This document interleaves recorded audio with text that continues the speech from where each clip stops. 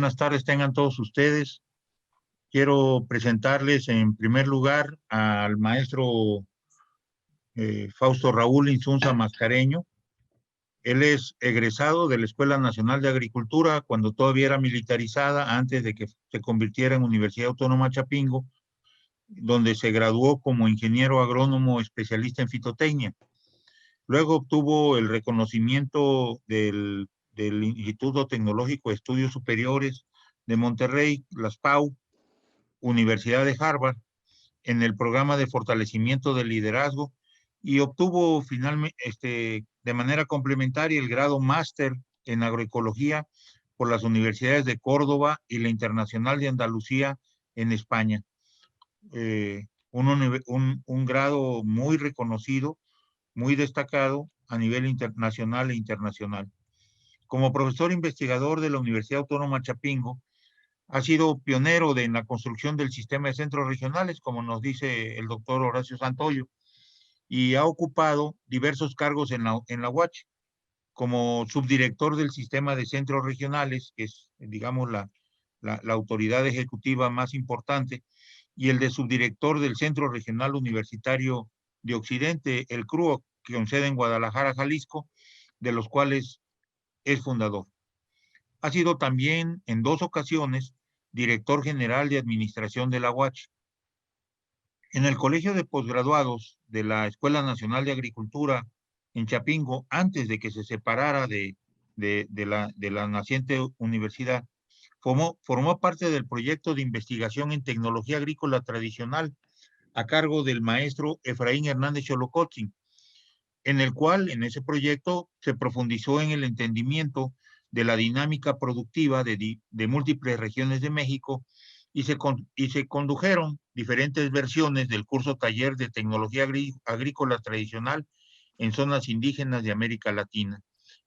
Promovido por el Instituto Indigenista Interamericano, la Organización de Estados Americanos, el Instituto Nacional Indigenista, en ese entonces así se denominaba, y el Colegio de Posgraduados.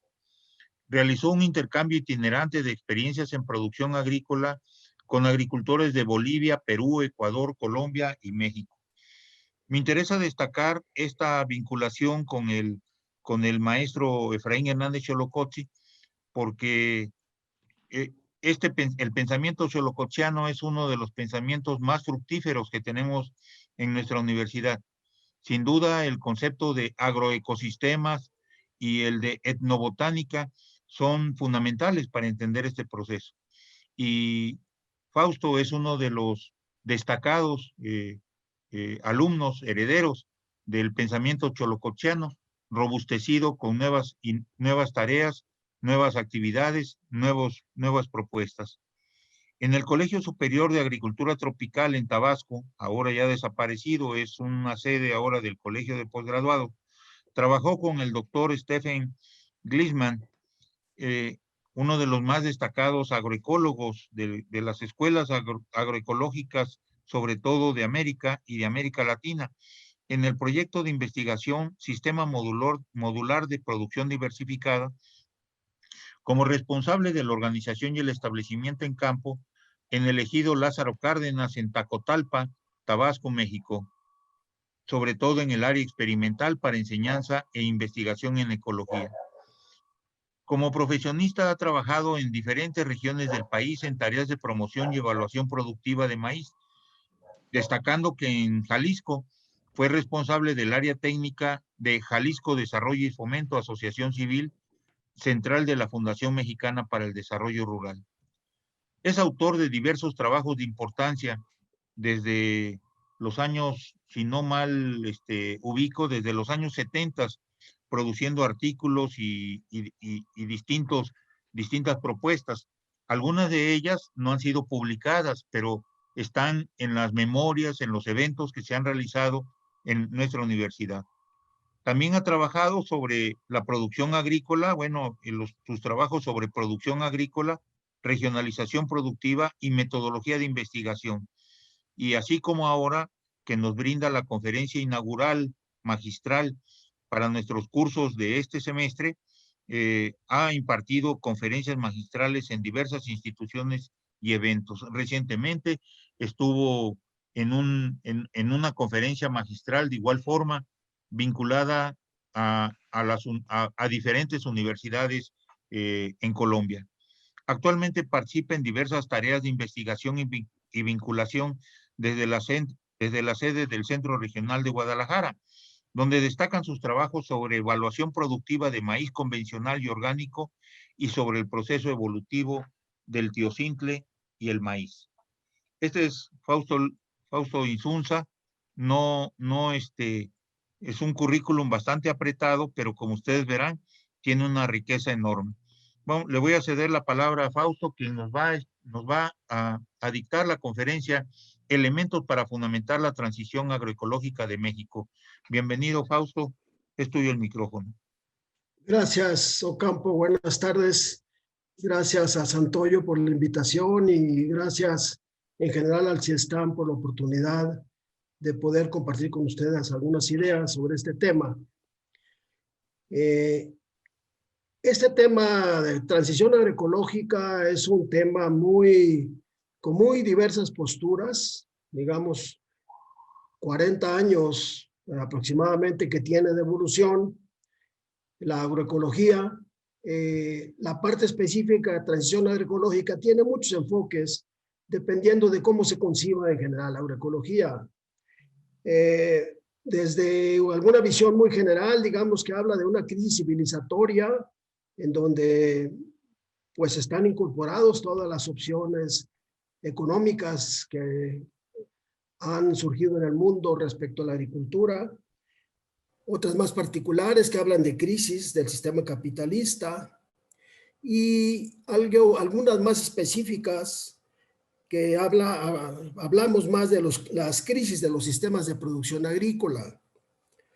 Todas ellas tienen en común concebir que hay una degradación ambiental y social general como base de todas ellas. Pero el cómo se enfoca, digamos, la búsqueda de la transición es donde se manifiestan algunas diferencias. Todas ellas pretenderían transitar a la sostenibilidad.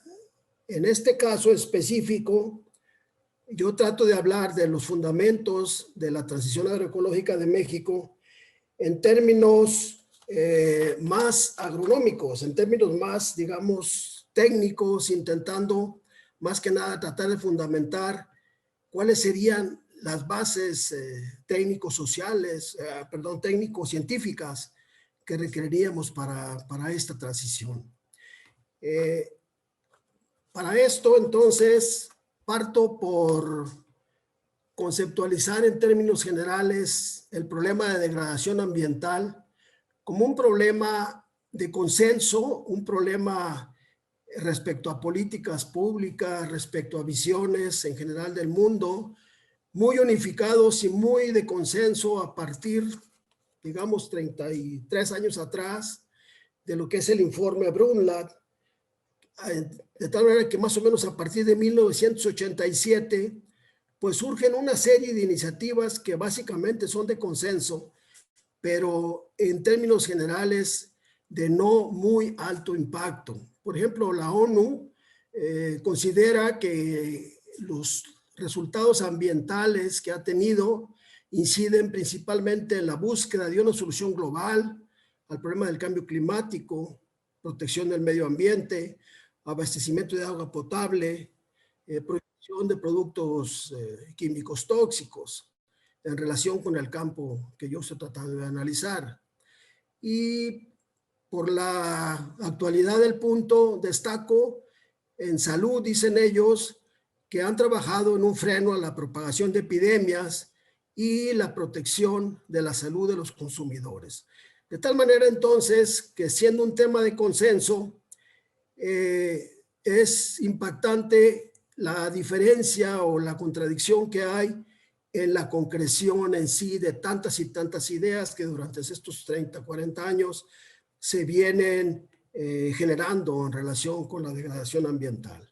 Miren, el tema de, en este caso, transición agroecológica, hice una búsqueda, es un tema muy actual, hice una búsqueda en estos 7 idiomas me llamó la atención profundamente cómo hay un alto contraste, digamos, este es el buscador con más resultados, es el Google, y fíjense lo que nos arroja para China, nos arroja 19 millones de resultados, y le siguen en muchísimo menor número inglés, japonés, francés, español, ruso y alemán. Como me llamó la atención tanto que los resultados de China fuesen tan numerosos, me metí un poco a explorar algo, un poco al azar, obviamente, más bien muy al azar. No entendía, pero bueno, esa es la maravilla de los buscadores y la maravilla de los traductores actualmente. Me encontré con esta presentación de este autor, lo puse aquí, bueno, aquí está Luo Ximing, que más o menos corrobora el dato que encontré yo, y es una búsqueda similar que hacen ellos de palabras relacionadas con agricultura ecológica. Y vemos entonces que en los últimos 2 o 3 años, según este autor, Ximing, pues andan del orden de las 200 a 250 mil resultados en los buscadores en este tema, 250 mil a 200 mil. Esto entonces nos ubica el tema de una gran, digamos, trascendencia en el momento, pero me llama la atención el alto número de resultados que aparecen en chino. Será porque son muchos y están trabajándolo muy fuerte. En fin, me llamó también la atención que en esta búsqueda, pues pude corroborar que el nuevo director de la FAO, que es chino, pues tiene formación justamente en la parte de restauración ambiental, la parte de entendimiento de los sistemas ambientales. Entonces, de alguna manera conjuga esto una visión de la importancia del momento del tema. Miren, este autor, que Foley ha hecho unas conjugaciones, creo yo, muy interesantes respecto al problema en general de degradación ambiental. Él nos habla de que existe una contradicción entre las metas de seguridad alimentaria y las metas ambientales, y que estamos muy lejos de estar, digamos, de lo deseable en unas metas mínimas para 2050 respecto a la producción agrícola total, la producción real que se consume, la distribución y el acceso de alimentos y la resiliencia de los sistemas alimentarios, que están muy lejos de alcanzar una meta deseable. Y por otro lado, las externalidades ambientales, él aquí cualitativamente nos habla, considera que las emisiones de gases de efecto invernadero es de lo más drástico en cuanto al problema de degradación ambiental, está lo más lejano, digamos, de las metas ambientales, la pérdida de la biodiversidad, el uso excesivo de mantos freáticos, digamos, el agotamiento de los mantos freáticos y la contaminación del agua. Y entonces dice, bueno, pues que esta sería cualitativamente, digamos, un balance deseable de metas alimentarias con metas ambientales. Pero la realidad, pues como él lo dice, es esta que tenemos aquí arriba. Hace un mapeo de cómo en el mundo se distribuye una relación de la proporción de alimentos, la proporción de la producción que es para alimentos en relación con la producción total, y marca en azul los que prácticamente producen todo para vender y en rojo los que producen todo para comer. Y como vemos, entonces destacarían por mucho Estados Unidos, parte de Brasil, Argentina, parte de Europa, como países en donde prácticamente su producción está destinada, digamos, al mercado, y es de suponer que es en ellos en donde la transición agroecológica o la manifestación de la degradación de los recursos naturales vía producción agrícola sea más fuerte, más, digamos, lacerante. Y justamente por eso entonces me ubico en un primer, buscar cuáles son las características globales, digamos, que se tienen en este caso para el área mayor o la superficie de mayor, digamos, especialización agrícola, que es justamente Estados Unidos. Y esa especialización a su vez dentro del país está concentrada en lo que vienen siendo las cuencas del Mississippi, la cuenca del río Missouri y parte de los Grandes Lagos. En esta zona se producen alrededor de 86 millones, de algo así como 90 millones de cultivos que tiene el país. Y básicamente, pues su producción más fuerte son maíz y soya. Con maíz, Estados Unidos ocupa el 32% de la producción mundial, es el número 1, y soya con 33 millones ha sido recientemente desplazada por Brasil, de tal manera que está ocupando el segundo lugar. Pero lo importante es lo concentrado, en este caso, de los recursos de la producción, digamos, en una zona, pues no pequeña, pero sí muy conectada desde el punto de vista de los ríos Missouri y río Mississippi. En esta condición, en los últimos, digamos, hace Foley también, en otra cita, hace una revisión de cómo se ha comportado el rendimiento, en este caso expuesto en el eje Y izquierdo, cómo se ha comportado de manera anual en toneladas por hectárea el rendimiento durante estos 140 años y cómo se ha comportado la tasa de crecimiento de este rendimiento. Y lo que aquí destaca es que prácticamente a partir de 1930 ellos tienen un rendimiento continuo, elevación del rendimiento continuo, más o menos para llegar a 8 toneladas a finales del siglo pasado. Y destaca que la tasa de crecimiento del rendimiento anual por año más o menos se va de los 30 a los 60 de manera prácticamente continua subiendo, y a partir de los 60 cada vez es más pequeña la tasa de aumento de rendimientos.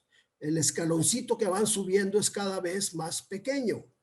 Entonces eso nos marca una tendencia, digamos, del 30 al 60 y del 60 en adelante otra tendencia. Aquí sintetizo estos elementos y lo que vemos del 30 al 60 básicamente pues es la generación o la expansión de la maquinaria agrícola, de los híbridos, los insecticidas sintéticos, fertilización química, los herbicidas, y ya hacia los 50 altos niveles de fertilización y altas densidades de población, que a finales de los 50 ya hablaban de un problema ambiental, de tal manera que estaban intentando tener un manejo integrado de las plagas, y ya a finales de 50 se habla de esto, y a finales de 60 ya se convierte en movimiento social de alguna manera, que influye mucho en cómo surge un movimiento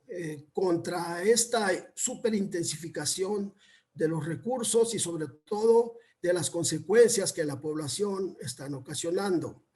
Del 70, digamos, ya empiezan a haber problemas de enfermedades muy definidos, porque hay una, digamos, homogenización de la base, en este caso de la base biológica, y es más o menos a partir de los 80 su búsqueda viene con la biotecnología, la generación de los cultivos transgénicos y la expansión tanto de tecnología de este tipo como la expansión en el mundo y la venta de sus productos.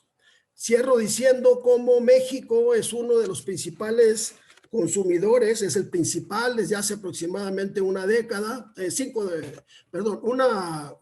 años, un lustro, es el principal importador de maíz amarillo de Estados Unidos con 16.5 millones de toneladas. De tal manera que este maíz, con toda su situación problemática y todo lo que tiene asociado, pues estamos consumiéndolo en buena medida en nuestro ganado. Las consecuencias, dos de las grandes consecuencias de este fenómeno son, uno, la lixiviación como tal de todo este conjunto de productos. Aquí nos la muestra Foley, nos dice qué sucede cuando en una base de 150 kilos de nitrógeno por hectárea subimos un 30%, nos vamos a 195 kilos, y qué sucede cuando bajamos otro 30%, nos vamos a 105 kilos de unidades por hectárea. Pues en términos generales nos dice, es un estudio que se hizo en muchísimos ranchos, nos dice que el incremento del rendimiento pues no pasa del 5% y la reducción, en el caso de reducir la dosis de fertilización, pues anda alrededor del 10%, lo cual es muy contrastante con la lixiviación, que con la subida a 195 kilos, pues prácticamente se incrementa en un 50%. Y como tal, pues esa lixiviación, les digo que están en las cuencas del río Missouri, río Mississippi, toda esta, digamos, lixiviación como tal de nitrógeno, pues va a dar al mar y está formando estas zonas de, digamos, de eutrofización, con todas las consecuencias que esto tiene en los ambientes costeros. Otro de los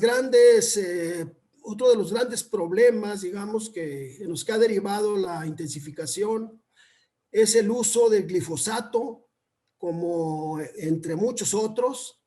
Me llamó la atención, estuve buscando qué era lo más interesante de destacar, y me encuentro en estos 25 años de aplicación de glifosato para maíz y para soya, que ellos estarían tirando alrededor de 113,000 toneladas por año.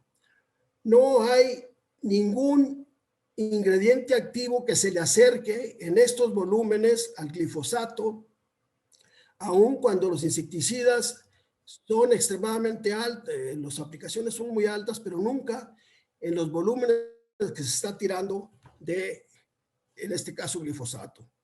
En la medida que se van generalizando los transgénicos, pues se generalizó el uso del glifosato y estas son ahorita las consecuencias. Entonces, si el mundo en general, o sea, lo que tenemos en Estados Unidos, de alguna manera se está intensificando de una manera similar en China, con 22.7% de la producción mundial. Lo mismo sucede en la Unión Europea, Brasil, Argentina, de tal manera que entonces, si es por esta vía de la intensificación que la agricultura va a seguir, digamos bajo la lógica de la que la solución está en los insumos de síntesis, pues es de destacar y es de prever que la gravedad del problema sea cada vez mayor. De tal manera que entonces, si la solución está en los insumos de síntesis, así es como termina, digamos, esta parte, nos encontramos que hacia el siglo que corre, pues ha habido un giro completo, ya no solamente de las posturas, digamos, de mundiales, sino en general en la sociedad y en general se ha tomado mucha más conciencia de la gravedad del problema y está surgiendo una serie de iniciativas, en este caso de la propia Naciones Unidas también, en lo que es el Día Internacional de la Diversidad Biológica, que toma como tema nuestras soluciones están en la naturaleza. Entonces, realmente sí tenemos de alguna manera un giro en las visiones y el problema aquí se torna en qué de la naturaleza necesitamos nosotros incidir, o digamos, en dónde están esas soluciones como tal. Esto es hay conciencia en esto a nivel mundial. Por ejemplo, la Unión Europea lanzó este proyecto, una beca ERC Synergy, para estudiar comunidades microbianas. Dicen ellos un paso hacia la agricultura personalizada. Hacen una inversión de 350 millones de euros, se lanza poco antes del 2019, esto es lo que se publica en 19, y pues uno de los principales objetivos es cuantificar los diferentes tipos de interacciones entre patógenos, en particular la cooperación y la competencia en comunidades microbianas complejas. Aquí me surge a mí la pregunta de bajo qué lógica se van a seleccionar o bajo qué lógica podríamos nosotros tener alguna sistematización o búsqueda de este tipo de interacciones, ¿sí? En dónde, básicamente, y cuáles, porque son millones y en general el mundo está buscando muy diferentes opciones, pero creo yo que se necesitaría tener una idea de sistematización de dónde buscarlas, cómo buscarlas. Aquí en este caso todo va a ser comparado a través de Arabidopsis thaliana, que es la planta del modelo de investigación preferida por europeos, y es el eje, digamos, de este proyecto de RC Synergy. También hacia principios, hace un año, justamente en enero de 2020, Francia decide unificar su Instituto de Investigaciones Agronómicas con el Instituto de Medio Ambiente y Agricultura y forman un solo instituto que tiene como ejes la agricultura, el medio ambiente y la alimentación como tal, ¿sí? Sus objetivos, uno de los objetivos principales en este instituto francés es transformar permanentemente la forma en que cultivamos, producimos e interactuamos con el medio ambiente, con un trasfondo de intentar hacer manejos agrícolas sin insumos de síntesis, es, digamos, de lo más atrevido desde el punto de vista, digamos, conceptual, y tiene como base, pues, esta microbiología de la que les vengo hablando. Ahora, tengo tiempo yo revisando, haciendo cruces de lo que vienen siendo los centros de origen de agricultura de Vavilov con los límites de las placas tectónicas, que en este caso marco en rojo. Y una de las, creo yo que es a través justamente de estas cunas evolutivas, las que debían de normar la búsqueda, o en general los criterios debían estar establecidos en función de esta diversidad, dada la evolución específica que han tenido. Y entonces, si se fijan, todas ellas, en este caso México y Sudamérica, están flanqueadas o son zonas de contacto de placas y por lo tanto son extremadamente dinámicas en su geología. Caso similar es el Mediterráneo, es Etiopía, es Asia Central, Medio Oriente, el caso de el centro indio malayo y el centro chino. De tal manera entonces que creo de fundamental importancia entender la dinámica que estos centros han seguido justamente para tratar de sistematizar y tratar de pensar en dónde y cómo podríamos buscar ese tipo de interacciones que están planteando vía microorganismos en general.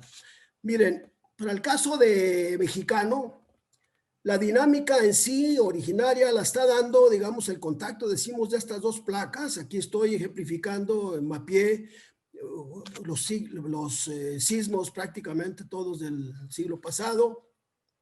Y lo que podemos ver entonces es que en este momento tenemos en el eje transversal neovolcánico una zona de volcanes activos, de tal manera que esta dinámica, bueno, es importante señalar cómo hice batimetría también aquí, la cargué y encontré este dato de esta cuña. Aquí estamos hablando de profundidades mayores de 5,000 metros, que como cuña, en el momento que esta placa está chocando con esta, está ejerciendo presión y probablemente haya sido parte del causado, digamos, este levantamiento de la propia península de Yucatán. Esta dinámica específica derivó en que, a grosso modo, el país tiene estas tres grandes condiciones. Una zona ígnea, geológicamente relativamente reciente, una zona de plegamiento sedimentaria, digamos que viene siendo todo esto, plegamientos, esto plana la península, y la zona de rocas más antiguas, en este caso en la Sierra Madre del Sur. Esta variación ha sido sistematizada por el INEGI en estas 15 provincias fisiográficas, de tal manera que yo me pregunté hasta dónde los fenómenos que han evolucionado, en este caso en Mesoamérica, se asocian a las provincias fisiográficas. Y lo primero que revisé fue justamente la geología. Hablaba yo de la juventud, digamos, del occidente, en este caso mexicano, y para entender los términos de juventud, pues lo necesitamos comparar con las partes más antiguas de la placa norteamericana, que es el cratón de Canadá, que anda sobre los 2.500, 4.500 millones de años. Y en nuestro caso de occidente, la geología dominante anda de 1 a 5 millones de años. En el caso, por ejemplo, de la confluencia de las 3 provincias en el occidente, vemos cómo de 139 puntos que tiene la carta geológica para esta condición occidente, del 42 de ellos, de estos 139 puntos de muestra, 42 de ellos están en edades de 1 a 5, o sea, unas edades geológicas muy recientes. La Sierra Madre Occidental va más o menos de 10 a 30 millones de años, y en este caso la Sierra Madre del Sur tiene edades algo mayores de 80 millones de años, pero de cualquier manera, comparado con lo que les mencioné anteriormente, pues es una edad muy reciente en general de toda la zona. Esto nos habla entonces de una renovación continua de materiales y de un dinamismo desde el punto de vista geomorfológico, geológico muy fuerte en estas zonas de renovación constante de materiales. Y en estas zonas, por lo mismo, predominó una megafauna reciente. Es el mamut de Catarina, que está aquí en Jalisco en un museo, más o menos tiene 10,000 años. Y a este mamut lo acompañaban en esta ruta, digamos, en este peregrinar de hace alrededor de 10,000, 20,000 años, pues todo este conjunto de megafauna herbívora, mamut, mastodonte, gonfoterio, aquí estoy poniendo 12, 24 especies, y estas en general las pude detectar en esta información de Conavio, alguna ubicación no muy fina, desde luego, pero de alguna manera las pude ubicar ahí y las geoposicioné, de tal manera que me encontré que la mayor parte de ellas, del grupo que les acabo de mencionar, se asociaban al eje neovolcánico, los restos que se han encontrado de las mismas. Puede ser que ahí es donde más se ha explorado y por eso se han encontrado más, pero también puede ser que sea donde tuvo mayor asociación este conjunto de megafauna, digamos, a este espacio. Le siguen en importancia las sierras, en este caso la Sierra Madre Oriental, la Sierra Madre Occidental, que prácticamente está al mismo nivel de la llanura sonorense. En estas 4 digamos, provincias fisiográficas es donde se han datado mayores restos de esta megafauna. La más dominante, digamos, o la más importante, creo yo, para nosotros es justamente el mamut.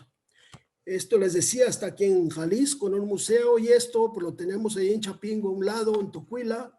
Son fotografías que tomé ahí, y pues como pueden ustedes constatar, es frecuente, digamos, en todas las zonas lacustres encontrar restos de mamut. Cuando estuvo el mamut, el mamut columbi es la especie dominante para el caso mexicano, y aquí lo que hice fue, digamos, de tomar de esta publicación de Hagendrop 408 datos que él reporta y los organicé por edades, domina ampliamente de 10 a 14,000 años, y aquí muy probablemente, bueno, y lo que hice fue también mapear esto, sistematizar esto, pero ya por años. Y entonces encuentro que el 45% de las muestras de las 408 dataciones que él reporta, el 45% están entre 10 y 12,000 años. Justamente la edad en la que se supone viene la extinción, digamos, de toda esta megafauna alrededor de los 9, los 7,000 años. Y entonces esta megafauna se interactúa con la flora. Encontramos que una de las posibles especies con las que pudo haber tenido interacción justamente es el teocintle. En este caso, Hufford, en 2012, nos menciona que la separación entre Parviglum y Cicea mexicana, y las dos especies, digamos, de teocintle, de las cuales se supone que se deriva el maíz, principalmente Parviglumes, tienen una antigüedad en su separación de aproximadamente 70,000 años. De tal manera que relativamente coinciden estas especies con la presencia de esa fauna. Y si esa interacción se dio, es posible que de esa interacción hayan resultado justamente muchas de las especies que ahora estamos utilizando para el sustento. Aquí podemos ver cuál es la distribución actual del teocintle.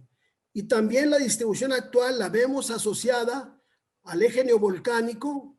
61% está en la franja del eje neovolcánico, perdón, 61 muestras de 127 que reporta en este caso Sánchez, 1996 DINIFAB, 61 están en el eje neovolcánico y 61 están en la Sierra Madre del Sur y escasamente en la Sierra Madre Occidental.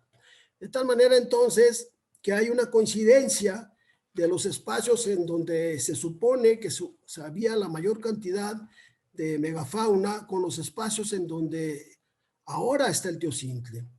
Pero ahora el teocintle no evoluciona a maíz, es decir, actualmente no evoluciona. Se encuentra como tal, como una planta silvestre y no fueron encontrados en ningún caso las formas de las cuales se supone que el teocintle evolucionó. No están presentes a la fecha. De tal manera que pues es parte de toda la polémica científica que se dio el año pasado, perdón, el siglo pasado.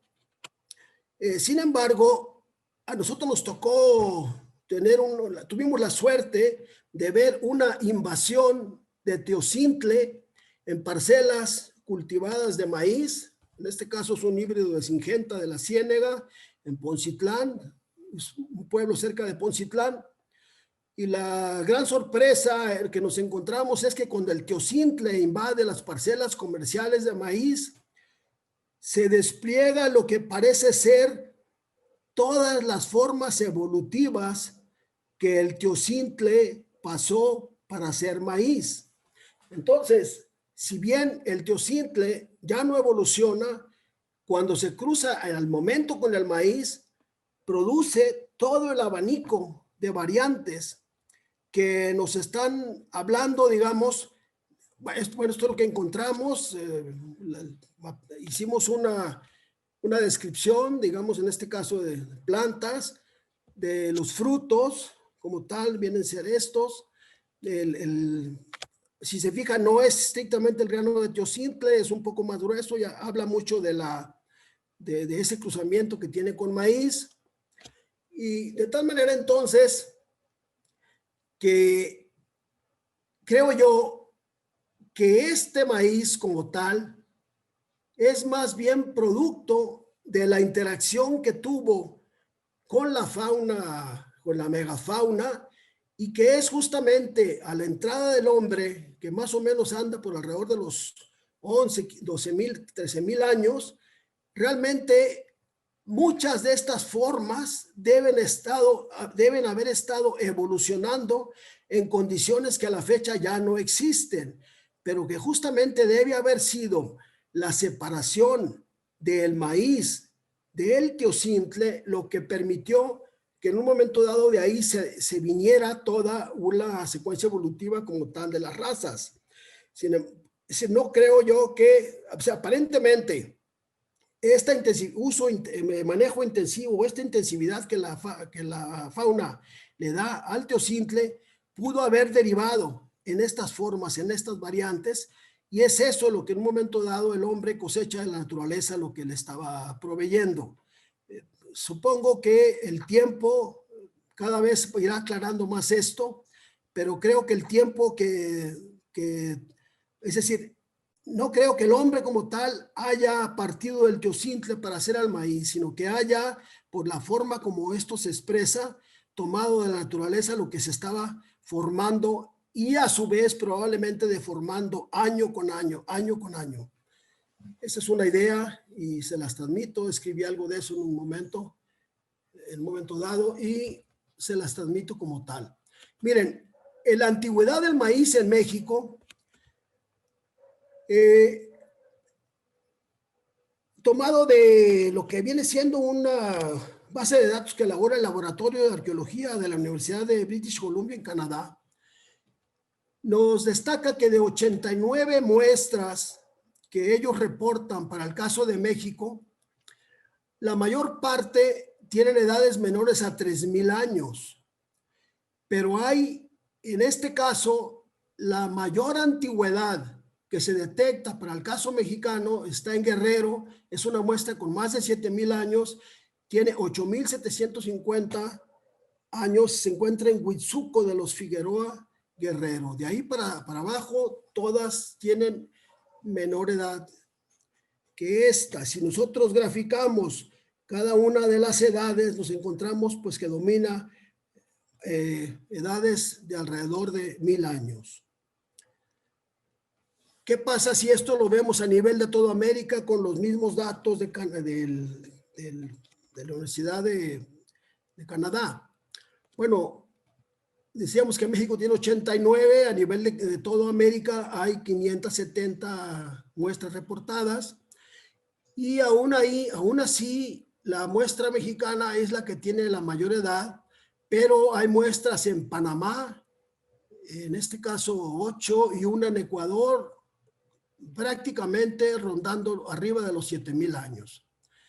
De tal manera entonces que aquí, si lo vemos a nivel de toda América, pues predominarían las muestras de alrededor de 2,000 años de antigüedad. Pero destaca también entonces cómo Panamá y cómo Ecuador tienen maíces que rondan edades muy parecidas a la más antigua mexicana. En términos generales, son muy escasas las muestras de más de 7,000 años, seguramente porque pues, fueron muy pocas las que se dieron o que permanecieron, pero este es un dato más exacto, digamos, o más revelador que tenemos de la antigüedad del maíz en México. Hay un paralelismo entre el occidente mexicano y el resto de la República con lo que sucede en el Ecuador con relación a toda la región andina. Se muestran abanicos ahora ya de razas, en época mucho más reciente, muy similares o diversidades similares de lo que podrían ser, digamos, los centros de domesticación o los centros de las cunas, digamos, al resto, en este caso de Mesoamérica y en este caso de la zona andina. Miren, hice lo mismo con las zonas arqueológicas. En este caso están datadas 176, las geoposicioné todas, y lo que me encuentro igual con sorpresa es que el eje neovolcánico ocupa 57, están ubicadas 57 zonas arqueológicas en esta condición, 52 de ellas están en la península de Yucatán y 26 están en la Sierra Madre del Sur. De tal manera que como vestigio o como monumento o como concreción específica, me llamó la atención lo concentrado que están las zonas si las mapeamos en relación con las provincias fisiográficas. Este sería el mapa, digamos así, es lo que resulta.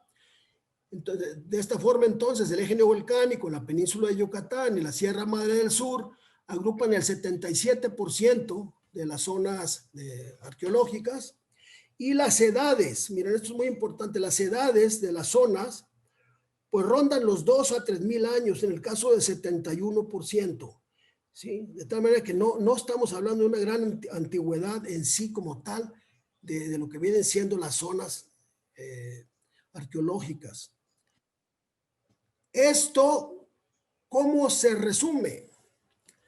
Aquí tenemos entonces al teocintle con edades mayores a 70,000 años, el maíz derivado del teocintle con edades de alrededor de 8,750 años, y estas zonas, que son las manifestaciones culturales más vistosas o digamos más claras, con edades menores a 4,000 años. Esto nos marca entonces de alguna forma los tiempos en los que se fueron dando los procesos que nos interesan y que mencionamos son de interés a nivel mundial. ¿Por qué son de interés estos temas? Miren, resulta que al estar analizando algunas de las publicaciones chinas que les mencioné al principio, me encontré que ellos mencionan que la totalidad de las culturas o la totalidad de los, digamos, productos de estos centros de origen de agricultura o digamos las culturas en general en el mundo, las culturas originarias, todas estaban extintas, excepto la China. Y justamente me llamó la atención este comentario, esta afirmación, porque es no entender que una de las principales manifestaciones de la cultura como tal es justamente las conjugaciones alimentarias que en un momento están dándonos, las dietas de cada uno de estos grupos. De tal manera que estas dietas, en la medida que permanecen en las diferentes regiones del mundo, esa cultura permanece y la dieta mesoamericana como tal, pues está más que vigente, por lo tanto la cultura como tal está más que vigente. Y estas dietas en mucho vinieron a expresarse, y es uno ahorita de los temas, me llamó la atención también en otro momento, en otra época, que una de las principales actividades que estaba haciendo el Instituto de Investigaciones Agrícolas de Francia era justamente estudiar la microbiota humana. Y bueno, no entendía por qué estaban estudiando la microbiota humana. Bueno, pues resulta que la microbiota humana como tal tiene una alta influencia en lo que hace nuestro organismo. Aquí dicen, esta afirmación dice, la reconstrucción del metabolismo humano reveló que en nuestro cuerpo se llevan a cabo 6,256 reacciones metabólicas, de las cuales 695 son desempeñadas por la microbiota. Y aquí se muestran algunas de ellas que la microbiota está regulando.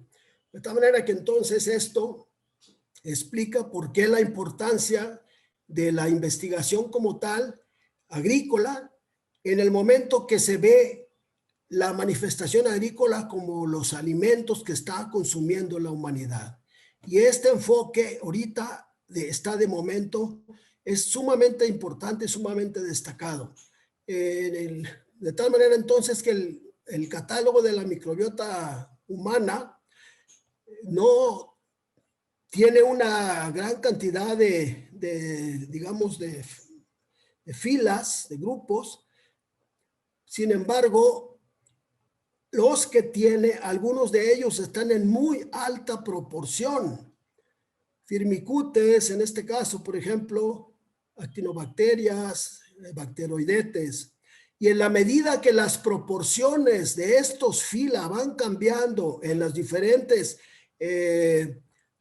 digamos, dietas en los países, está muy claramente analizado cómo la pérdida de proporciones de estos fila, en el caso humano, derivan en una gran cantidad de enfermedades crónico-degenerativas.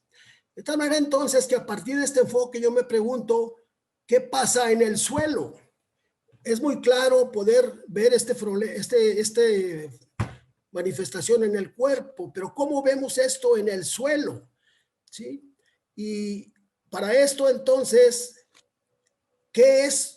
Si medimos nosotros la masa de la vida, en este caso en gigatoneladas de carbono, este grupo, este autor, Ginon y tal, nos dice que en general la vida tiene un peso de alrededor de 500 gigatoneladas de carbono. De estas, 450 están ocupadas por las plantas y las bacterias ocupan 70. De las 500, 450 son plantas, 70 son bacterias. Quiere decir, y si agregamos a los otros microorganismos, andamos hablando alrededor de 90 gigatoneladas de carbono.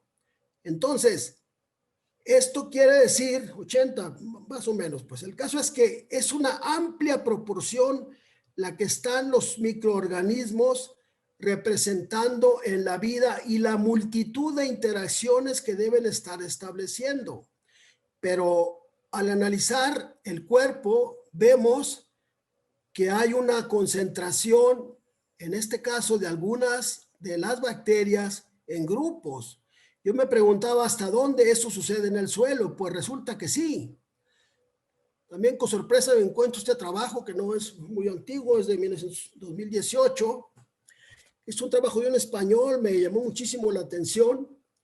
Este grupo examinó 237 ecosistemas terrestres en 18 países y analizó alrededor de 2.500 especies de microorganismos en este conjunto de muestras. Y nos dicen que 511 de ellas, alrededor del 2%, están presentes en el 41% de los casos. De tal manera entonces que este fenómeno que se observa en el caso del microbiota humano es muy probable que se observe en el microbioma edáfico. Y son estos los principales fila, no son muchos, como les digo, y estas las principales clases dentro de los fila, que a su vez tienen asociación tanto con continentes como con condiciones de vegetación adentro de los continentes.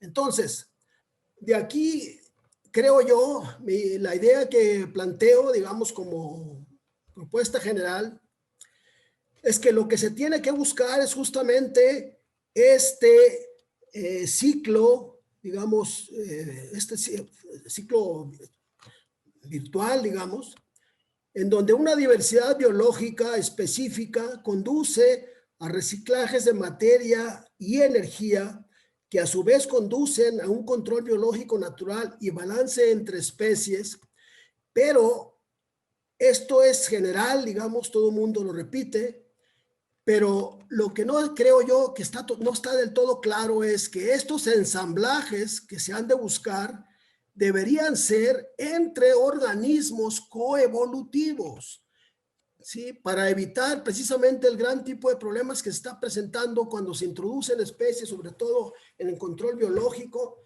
en donde exclusivamente se considera el hábito de la especie en consumir otras o en depredar otras, y terminan convirtiéndose justamente en plagas cuando el objetivo precisamente es que controlen.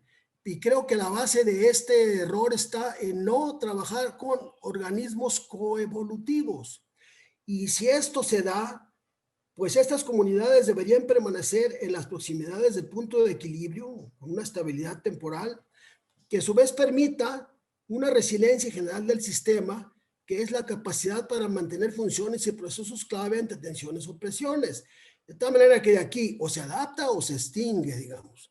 Entonces, creo yo que esto viene a ser el círculo virtuoso necesario, pero bajo esta condición de que se dé entre organismos coevolutivos.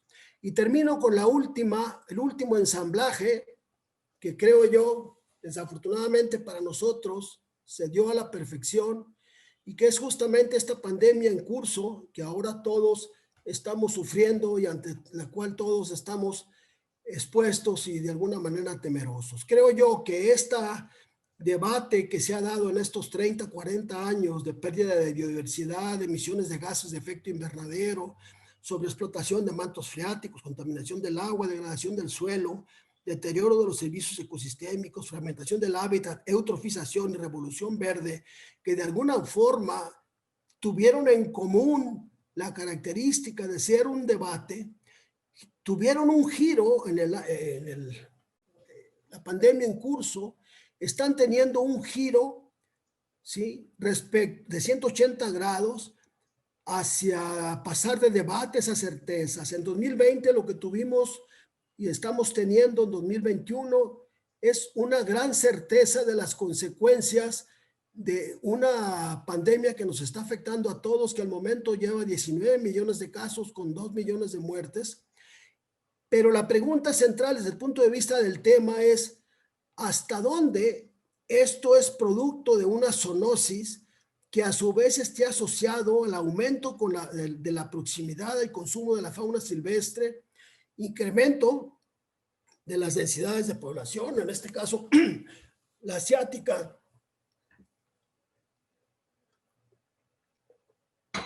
con la modificación del hábitat y con la deforestación como tal.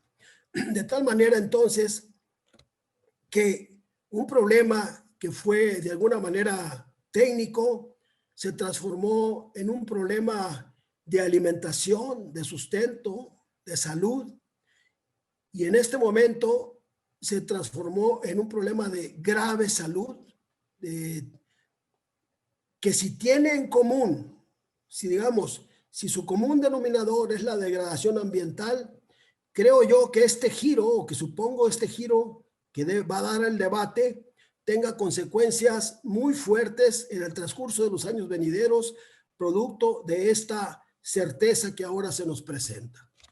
Con esto termino y le doy las gracias, le paso el micrófono a Ocampo para comentarios y preguntas. Muchas gracias. La verdad que encontramos en una conferencia presentada por Fausto una visión monumental, donde se incluyen una cantidad enorme de planteamientos, de temas, pero que se van hilando, se van enlazando y resuelven algunos elementos al comparar, al confrontar diferentes aspectos, aparecen resultados inéditos, resultados que a simple vista no se podrían ver, o con una visión disciplinar, con una visión geográfica, o una visión cultural, o una visión económica, o una visión agronómica, no se podrían apreciar de manera tan completa como nos los ha presentado Fausto.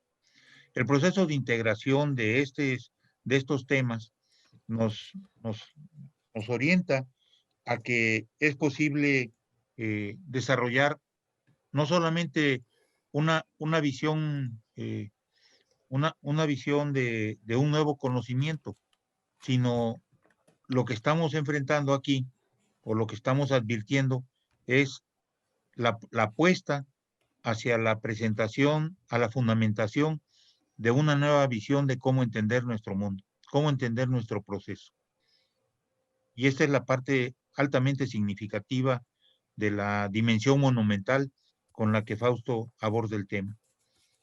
Una cuestión que yo creo que nos interesaría a nosotros, estudiantes del posgrado, estudiantes de temas en posgrado, es apreciar la metodología con la que, la rigurosidad metodológica con la que Fausto aborda su explicación.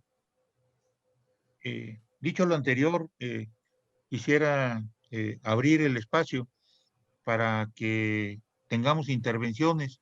Si te parece, Fausto, abrimos intervenciones, 3 intervenciones, con preguntas, por favor, de 1 minuto, ¿sí? Exclusivamente preguntas de 1 minuto, para lo cual le vamos a pedir a todos que cuando hagan la pregunta abran su cámara y se presenten en primer lugar diciendo su nombre y de dónde nos están, dónde está su participación, dónde están situados, ¿sí? Para poderlo hacer hay un mecanismo, ya saben ustedes, aquí en participaciones hay un mecanismo donde aparece una manita. ¿Dónde está? Aparece una manita, ¿sí? Y en esa manita, aquí está. En esa manita ustedes podrán señalar su participación. está abierto para la primera ronda de 3 participaciones, por favor.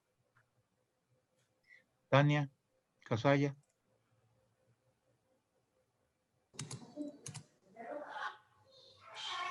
Sí, muchas gracias. Buenas tardes a todos. Muchas gracias, doctor Fausto. Muy interesante. Yo estoy aquí en Texcoco.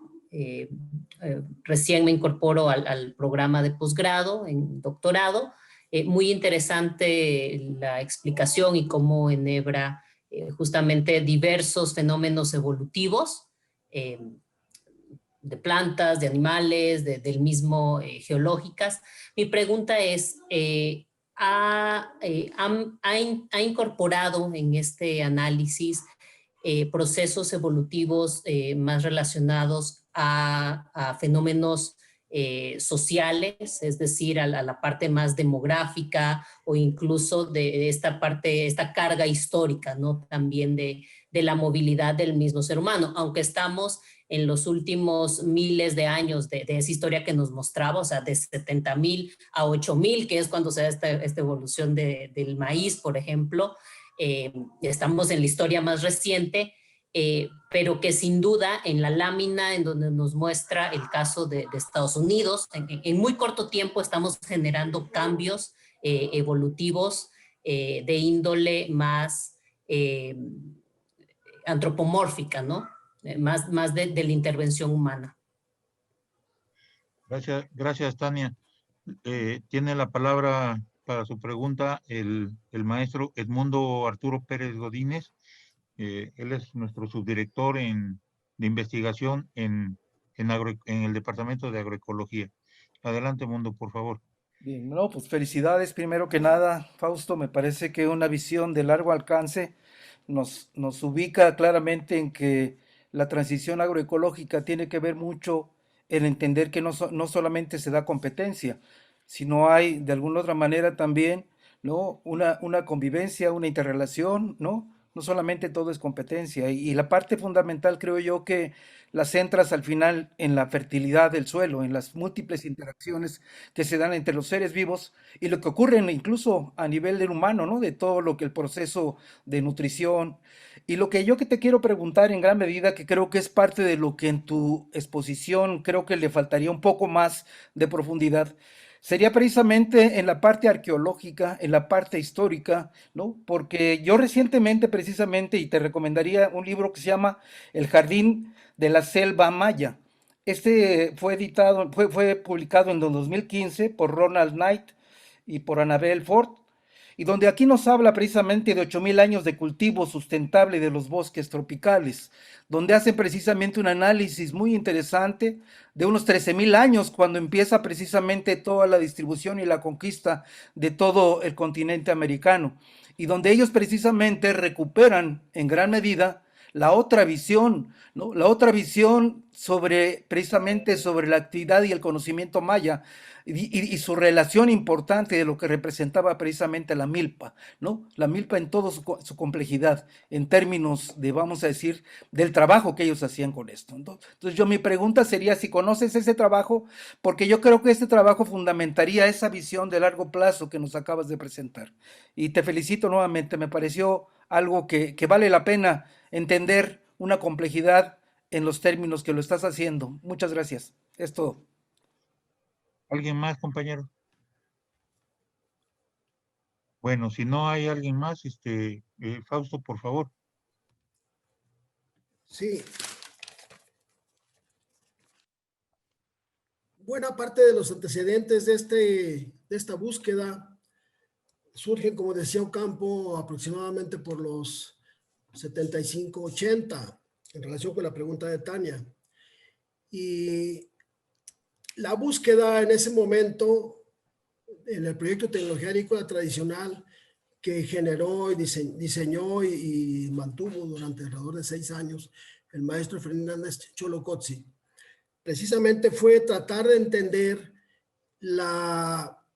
el sentido de las conjugaciones que estaban haciendo muy diferentes grupos, en este caso básicamente con un enfoque indígena, las conjugaciones que estaban haciendo respecto a su tecnología como tal y hasta dónde estas habían hecho yo hablaba de ensamblajes, porque es usual que se pretenda que los ensamblajes los van a generar los agroecólogos como algo nuevo. Bueno, lo que veíamos en estos estudios con el maestro Hernández X es que esos ensamblajes, aparte de tener un trasfondo histórico, cultural de miles de años, habían asumido como sin eliminar, digamos, la parte de sustento, los cultivos que habían llegado, en este caso, de España. Y cómo esas imbricaciones, por ejemplo, a mí me tocó estudiar el caso del maíz, frijol asociados, pero la papa entre ellos. Y cómo un cultivo iba dedicado al mercado y los otros cultivos iban dedicados a la subsistencia. Tiene muchos años de esto, pero el patrón de estos trabajos era ver cómo esas imbricaciones habían sostenido en general las dietas mesoamericanas, a la vez que cubrían lo que posteriormente se fue transformando en trabajo asalariado. Pero básicamente la parte que entraban a mercado, digamos, esos grupos, estaba sobre la base de una imbricación técnica agrícola.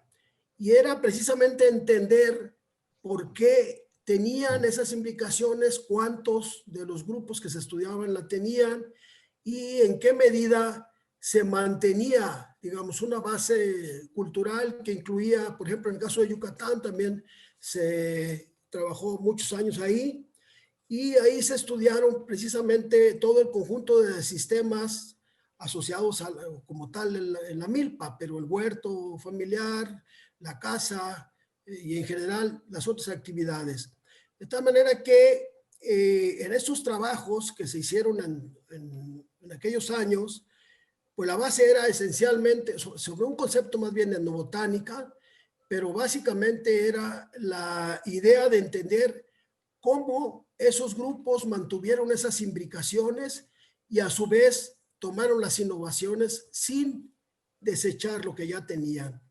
En relación con el trabajo que menciona el mundo, no lo conozco específicamente, pero creo yo que el caso de Yucatán es un caso, a mí me sorprendió la cantidad de zonas arqueológicas en relación con las zonas que tenía el país y me parece que esto está asociado al grado de contradicciones que estaban enfrentando cada uno de estos grupos que se manifestaban justamente en esas construcciones, en esas edificaciones, lo cual no quiere decir que en el resto de las provincias o las subprovincias, en las provincias fisiográficas no hubiese habido actividades agrícolas, pero muy probablemente las contradicciones que estaban enfrentando entre los propios grupos eran menores que las que enfrentaban zonas como Yucatán.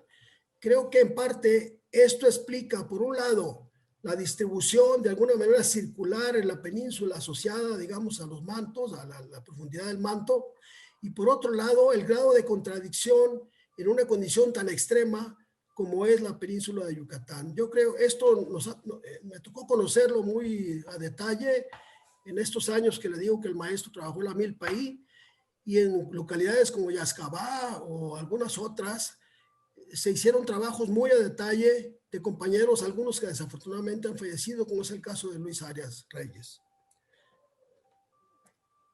Básicamente sería todo, Campo.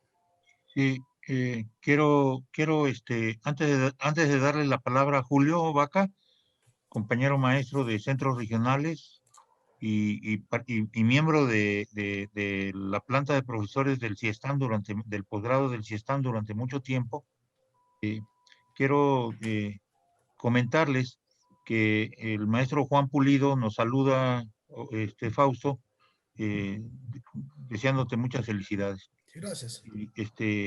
El maestro Julio Vaca también, bueno, Tania Casalla te agradece, y el maestro Julio Vaca, al que le vamos a dar la palabra, también en el chat nos dice: saludo con gusto a Fausto y a todos, los felicito por esta amplia exposición y me da gusto la actividad que mantiene en la investigación. Pero ¿cómo podríamos probar o llevar a cabo experimentos para verificar alguna de sus hipótesis? Le cedo la palabra a Julio. Bienvenido, Julio. Gracias, Jorge. Y bueno, aprovecho para saludar a todos los compañeros de CIESTAM y en particular a Fausto. Me da gusto verlo activo y muy, con mucha inquietud, pues, en la cuestión de investigación. Y dentro de la exposición, además de lo que plantea Jorge, de que es interesante la metodología que seguiste, ¿verdad? Esa forma de hilvanar diferentes temas, pero que también pues lanzas una serie de hipótesis en diferentes partes, ¿no? Entonces ahí me queda la duda de si de alguna manera habría forma de llevar a cabo alguna investigación para seleccionar alguna hipótesis. Por ejemplo, una de las interesantes que me parece es ese asunto de escoger organismos que han coevolucionado y no introducir organismos como en el caso de Australia, incluso en México, ¿no? Que se han introducido organismos para controlar otros que después resultan plagas.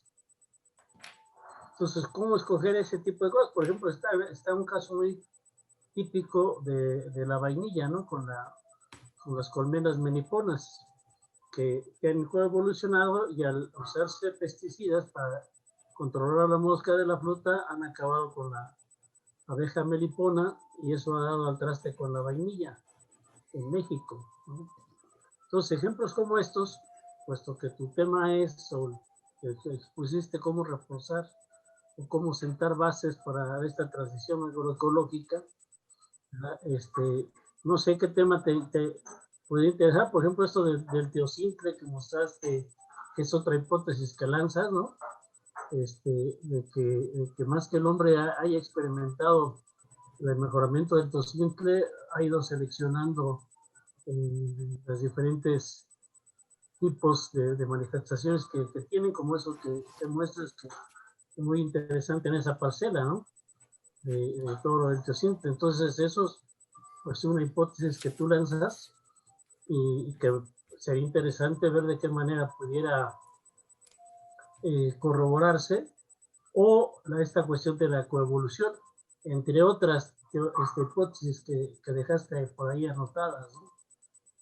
Gracias. Y bueno, muchos saludos nuevamente a todos. ¿Tienes la palabra, Fausto? Sí, gracias. Muy bien. Mucho gusto saludarte, Julio. Que estés bien también. Miren, este trabajo pues, ha sido producto más de un intento de síntesis de varios esfuerzos de muchos años, que en buena medida surge de la maestría en agroecología de algunos años atrás. Parte del sin método que se sigue justamente se deriva de, por un lado, la no necesidad justamente de cerrar un tema como tal. Por otro lado, la no necesidad de profundizar ad libitum en cualquiera de los temas.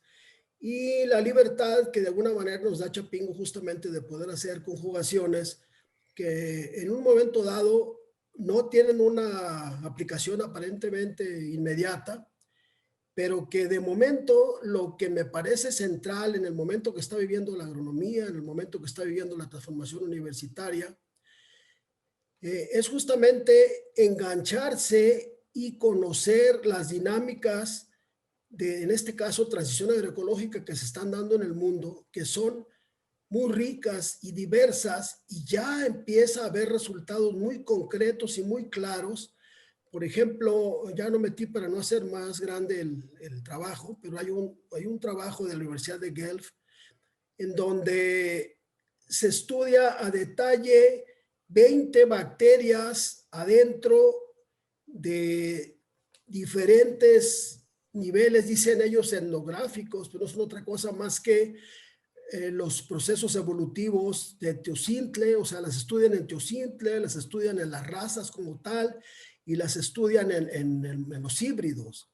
y encuentran que estas bacterias están jugando papeles en muy diferentes, o sea, están vinculadas al metabolismo, en este caso de maíz, en muy diferentes funciones.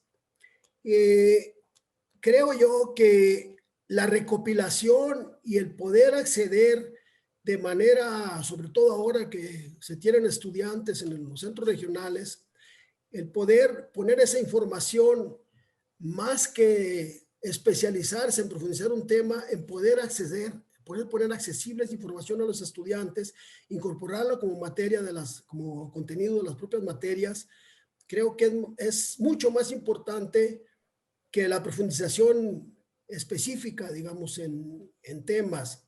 Entonces, creo yo que se está abriendo un campo muy importante en relación con la relación microorganismos-plantas, que destaco en el caso de teocintle maíz,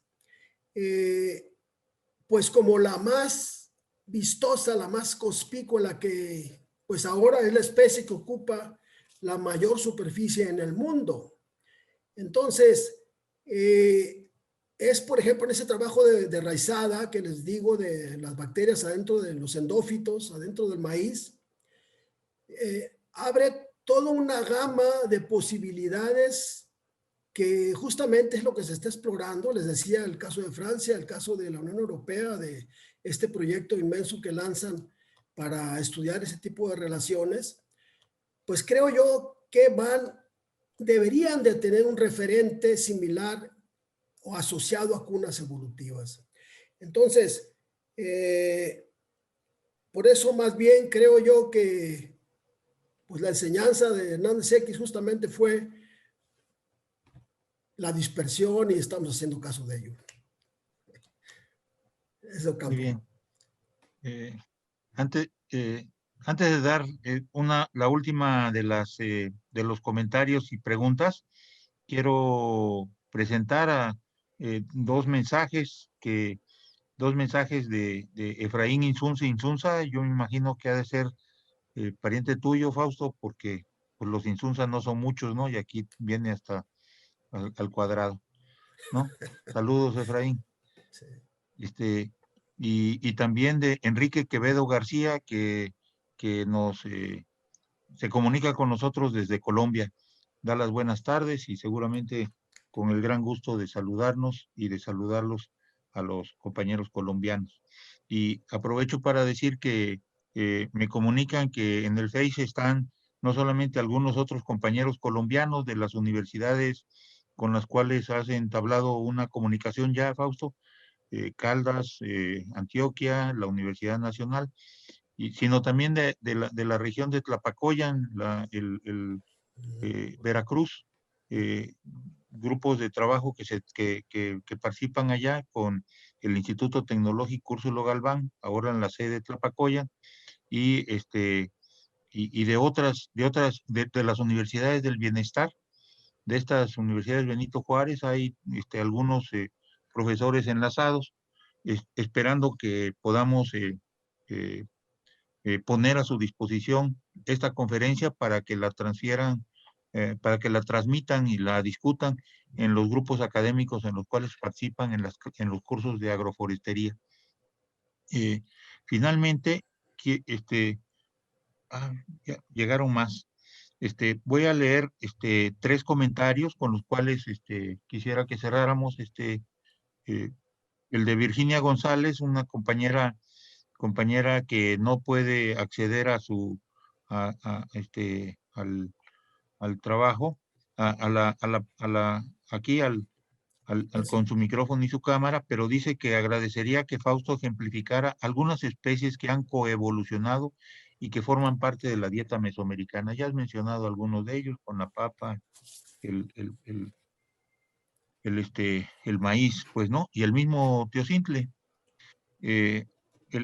Fernando Zorrilla nos dice que coincide con Fausto, que habría que optar por un pensamiento disruptivo con referencia al sistema positivista sistémico con el que se trabaja al hacer ciencia cuando a agroecología se refiere. Y finalmente, nuestro querido compañero Juan Pulido del Centro Regional de Morelia, que dice que apoya tu planteamiento de efectos negativos del uso de fertilizantes, y es necesario señalar que además de la lixiviación y consecuente eutrofización de cuerpos de agua, parte de ellos se volatiliza y se transforma en moléculas de óxido nitroso, que es un gas de efecto invernadero, con 310 más potencial de calentamiento que el dióxido de carbono que se usa como referencia. Es decir, el problema ambiental con ello es mucho mayor. Estos son los 3 comentarios, Fausto. Sí, bueno, pues antes saludos a mi paisano, Efraín. No, su nombre me es muy familiar de tiempo atrás, pero no tenía el gusto de conocerlo, ya nos conocimos ahorita. Me imagino que es de Sinaloa, pues tiene que serlo. Entonces, igual a los compañeros de Colombia, ha sido un gusto estar en contacto con ellos en estos últimos meses.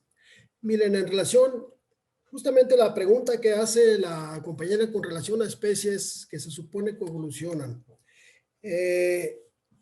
Bueno, los grupos de cultivos que inclusive están siendo más estudiados ahorita en lo que viene siendo dieta como tal, pues son justamente maíz, frijol, calabaza, chía, nopal, tomate. ¿Con qué microorganismos actuaron y bajo qué ensamblaje coevolucionaron? No lo sé. Pero sí les puedo decir que la base, como en el caso de Teosintla maíz, por ejemplo, la base, el entendimiento de la base sobre la cual coevolucionaron, es posible que dé la pauta para cómo estos pueden ser en un momento dado cultivados bajo una lógica de disminución o eliminación de insumos de síntesis. Una de las metas de Francia justamente es llegar a producir sin insumos de síntesis. Una forma, probablemente, digamos, ya hay 1000 formas o muchas formas de maíz orgánico, por ejemplo, o en general de producción orgánica, que se complementarían en muchos si estos ensamblajes son entendidos, pero sobre todo si se valora la incorporación en el ensamblaje de elementos externos y o elementos que no evolucionaron, no coevolucionaron. Creo que es un riesgo la forma como se está abordando la agroecología si no tiene esa profundización de cuáles son los ensamblajes que se dieron y que tienen la posibilidad de seguir siendo sustentables. No por el hecho que una especie se coma a otra, vamos a decir que es un sistema sustentable. Lo más probable es que la irrupción sea el común denominador de ese sistema si es que no se cumple esa condición. Por eso es que creo que las cunas evolutivas son la base de estos ensamblajes que se pueden generar. No es, por ejemplo, en agroecología, nosotros ahí en España hubo muchos casos de europeos en donde generaban, suponían o de alguna manera concebían ensamblajes. Me tocó con Gliessmann conocer un caso, por ejemplo, hace ya muchos años, cuando se hablaba de las asociaciones como algo deseable, cómo se diseñaban experimentos de unos, digamos, tablas de doble entrada en donde se cruzaba pues todas las especies de las X con todas las X con las especies de las Y no importaba qué con qué se mezclara.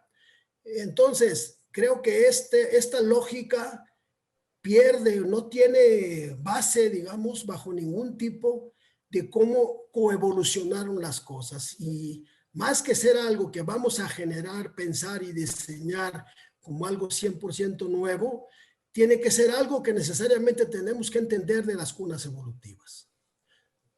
Y bueno, los otros, bueno, sí, el comentario de Pulido, por supuesto, la forma como se está, digamos, volatilizando óxido nitroso por la vía de la fertilización y en general, como lo están haciendo las lixiviaciones, pues son problemas tanto hacia el agua, hacia los mares, como hacia la atmósfera como tal. Y son gases que finalmente contribuyen al efecto invernadero. Muy bien. Muy bien, muchas gracias, Fausto. bueno, hemos escuchado una conferencia monumental, una conferencia magistral que seguramente que nos deja un buen sabor de boca, una serie de reflexiones. Alguna vez una maestra decía que cuando nos encontramos con algunas actividades que son tan importantes, que son joyas en nuestra formación, nos tardamos en asimilarlo, vamos, no lo podemos asimilar de manera inmediata y nos podemos tardar un mes, 2 meses, 3 meses, tal vez un año en ir asimilando todo el contenido de la actividad. Creo que este es el caso de esta joya de conferencia que nos ha brindado Fausto Insunza, al cual le agradezco a nombre del CIESTAM y de todos nosotros participantes en este centro, de su participación, su disposición de siempre para poder impartirnos esta conferencia, para poder transmitirnos su pensamiento y orientarnos en las tareas de investigación que desarrollamos. Muchas gracias, Fausto. A nombre del CIESTAM, te agradecemos ampliamente de todo corazón y creo que la conferencia que nos ha brindado ha rebasado nuestras expectativas. Ha rebasado las expectativas. Varios compañeros me estaban mandando mensajes, eh, diciéndome que qué brillante conferencia, qué hermoso trabajo, y de la misma manera seguimos recibiendo comentarios de comentarios colombianos, de Zulmarroa y de otros más sobre esta actividad tuya, Fausto. Muchas gracias. Ocampo, te agradezco a ti, muy amable por tus comentarios y obviamente a Santoyo, gracias por la invitación. Quiero terminar solo diciendo que tengo plena confianza de que Chapingo va a seguir siendo un centro generador de ideas de transformación que tiene, digamos, de alguna manera esa misión, no solo por ley, sino por decisión y voluntad. Y les agradezco mucho que me permitan expresar estas ideas. Yo creo, pues, mucho más, digamos, sobrevaluadas de lo que realmente son. Te agradezco mucho, Campo.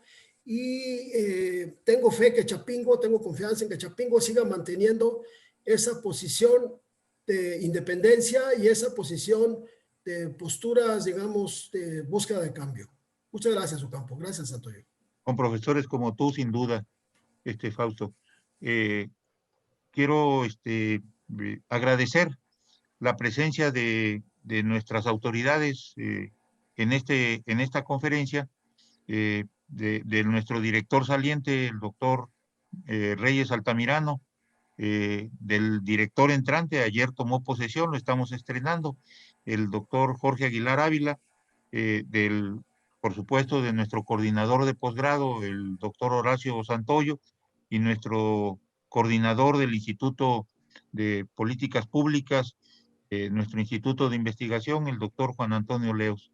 Estas son nuestras autoridades en el CIESTAM, y les agradezco su presencia y su participación en la organización y en la disposición para llevar a cabo este evento. No me resta más que volver a agradecerle a Fausto Insunza su presencia, su pensamiento, su intervención, agradecerle a todos ustedes su constancia, su disciplina en esta invitación, agradecerle a los compañeros a las personas que se conectaron a partir de esta dinámica, de esta comunicación, de la invitación que se hizo, y decirle a los compañeros del CIESTAM que el jueves estamos invitados a la actividad que es la bienvenida a nuestros compañeros de nuevo ingreso. ¿Sí? Esa es una actividad que hacemos, digamos, de costumbre, donde cada uno de los compañeros nos presentamos y les damos la bienvenida entre todos. Quisiera que, de ser posible, le brindáramos un fuerte y caluroso aplauso a Fausto Insunza por esta su intervención, por esta su conferencia magistral que nos deja un excelente sabor de boca. Ya vienen las manitas amarillas y los que no tenemos, aquí te mandamos nuestro aplauso muy cordial y muy sentido. ¿Sí? Muchas gracias, Ocampo. Y gracias, Fausto. Hasta luego, Santoyo, gracias. Muchas gracias, Fausto, por todo, Estamos en contacto, Un abrazo. A la orden, Santoyo. Yo nada más una pregunta, Fausto. Mande. Nos gustaría, bueno, me gustaría, si tienes, o sea, nos hablaste de algunos textos que tienes publicados, algunos otros trabajos. Ya nos pondríamos más adelante de acuerdo para recopilar estos materiales y tal vez hacer una publicación. Voy a comprometer al CIESTAM. Con estas joyas vale la pena comprometernos. Sí, lo que tengamos entonces, está a la orden, para juntar estos materiales tuyos y poder hacer una publicación de varios materiales. De acuerdo, entonces, Campo. Sí. Entonces, Gracias. no, al contrario, gracias a ti. Ahí seguimos en comunicación. De acuerdo. ¿Alguna otra cosa, Horacio? No, nada más agradecerle a Fausto. Y sí estoy puesto, para que nos pase información, organicemos alguna publicación sobre el tema. ¿Sí? Con gusto. Sí, cómo no. Gracias, Santoyo. Gusto estar Hasta luego. Hasta luego. Muchas gracias.